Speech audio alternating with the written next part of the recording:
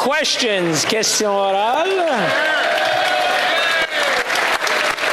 The honourable member for Thornhill. Speaker, Canadians learned yesterday that the Bank of Canada is raising interest rates for the 9th time since last year.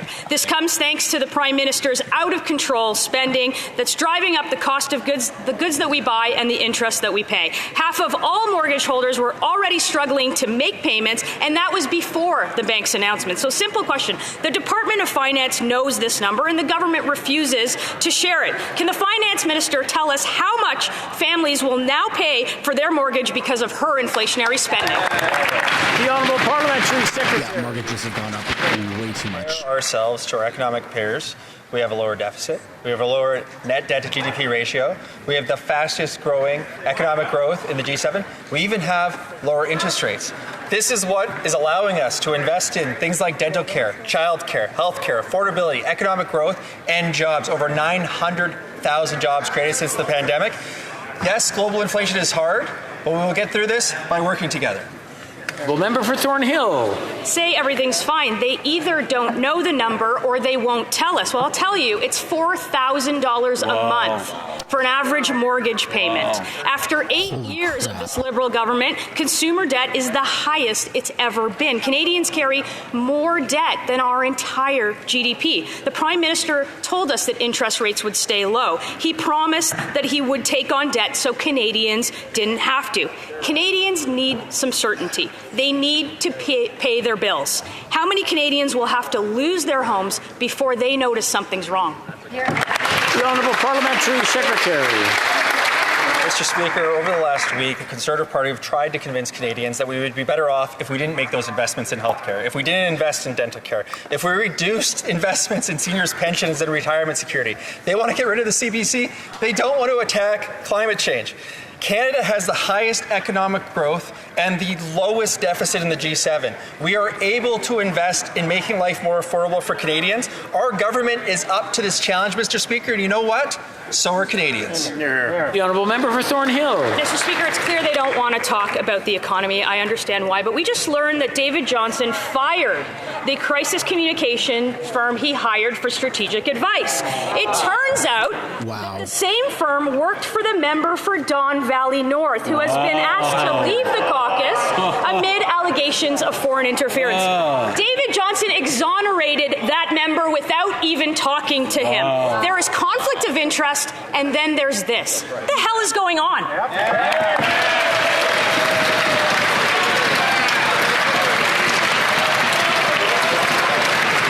Before we go to the Minister for Public Safety, I just want to remind the honourable members, parliamentary language is something that we want to respect as much as possible. I understand we get emotional and it slips out on us sometimes, but I'll let the honourable minister answer now. Order, order, order. Very good. The honourable minister. He's talking to people like Mr. Speaker, kids. it's shocking but not surprising at this stage that the Conservatives continue to focus on Mr. Johnston, somebody who was appointed by a former Conservative Prime Minister in Stephen Harper, someone who did much work under the last Conservative government, and despite all of that, would rather focus on partisan attacks than the actual hard work of fighting foreign interference together. Now, Mr. Johnston has laid forward a path where we can engage Canadians to ensure that our national security establishment has all of the tools that are necessary to protect Canadians. And rather than continue on with these partisan attacks, the leader of the Conservative Party of Canada should take the briefing. The Honourable Member for Louis Saint Laurent. Mr. Speaker, yesterday evening, hundreds of thousands of families in Quebec and throughout Canada had a very difficult conversation to have. The question was as follows. Are we going to be able to keep our home? Why was this conversation necessary? Because in a year, the overnight rate was increased by for the 9th time. The Government of Canada clearly stated house payments will go up by 40%. The government could do one thing to reduce inflation, is to control expenditures. Why is it not doing so? The Honourable Parliamentary Secretary. Thank you, Mr. Speaker.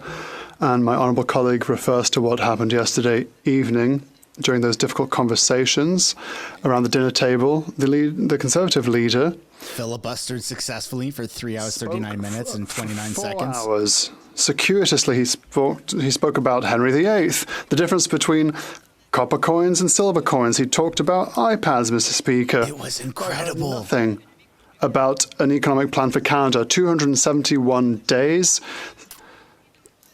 That is how long he has been here as leader, and he's got nothing tangible to offer Canadians. The Honourable Member for Louis Saint Laurent. Mr. Speaker, my colleague has very selective memory because the Conservative leader very clearly stated that the government has to do 2 things: not create new taxes, and especially the government needs a plan to reduce spending in order to reach a balanced budget.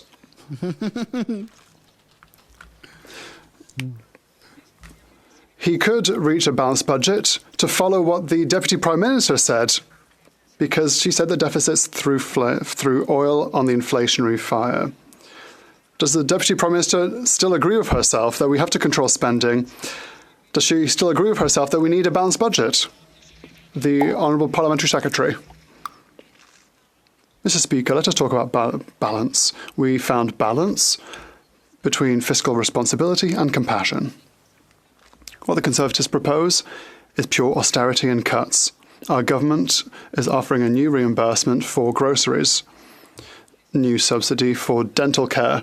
Our government offers benefits for low-income workers in Canada, Mr. Speaker, to support them and to help them. Mr. Speaker, the Conservatives want to hear nothing of this. They do not want to help Canadians. Mr. Speaker, by the way, we're doing this with the lowest deficit in G7 countries. The Honourable Member for Bailey-Chambly.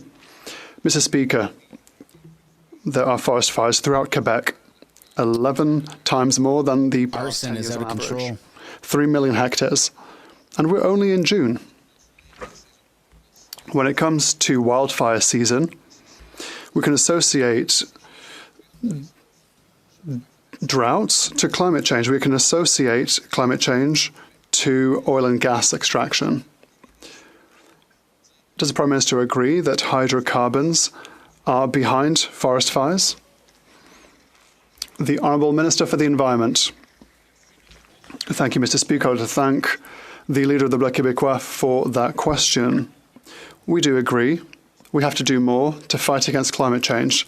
They don't want to talk about the arson. An undeniable link between wildfire season and the use of fossil fuels. We have to reduce our greenhouse gas emissions. That is the reason for which we will support the motion that the Bloc Québécois has put forth today in the House. Thank you, Mr. Speaker. The Honourable Member for Bailey-Chambly.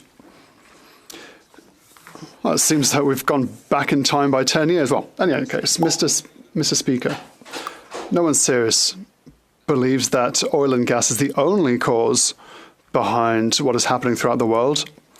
But it's clear, it's more and more clear that this oil and gas obsession has a high price.